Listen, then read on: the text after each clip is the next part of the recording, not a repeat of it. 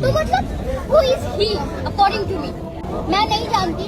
और विराट कोहली यहाँ आके सनातनी बन जाता है। एक टांग तेरी वृंदावन में, एक टांग तेरी लंदन में। पहले दिमाग बना ले अपना। ಕೊಹ್ಲಿ ಯಾಕ್ರಿ ಬರ್ತಾನೆ? ನಡೀತಿರೋದು NEET exam protest. NEET exam ಅನ್ನೋ ಹೆಸರಲ್ಲಿ ಬೇರೆ ಅಜೆಂಡಾ ಇಂದ ನಡೀತದ. ಸೊ ಎಲ್ಲ ಮಾತಾಡೋದ. ಸೊ ಫಸ್ಟ್ಲಿ ಕೊಹ್ಲಿ ಯಾಕ್ರಿ ಬಂದ?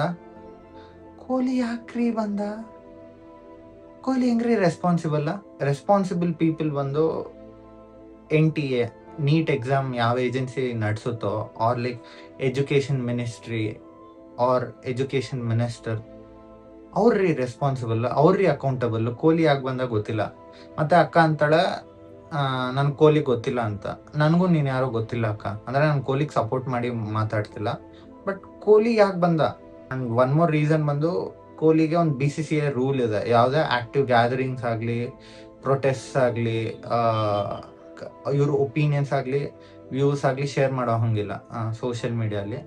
ಸೊ ಅದು ಒಂದು ತಿಳ್ಕೊಳ್ಳಿ. So you can just be like respond ಮಾಡ್ತಿಲ್ಲ, ದೇಶಭಕ್ತಿ ಇಲ್ಲ ಅಂತಲ್ಲ.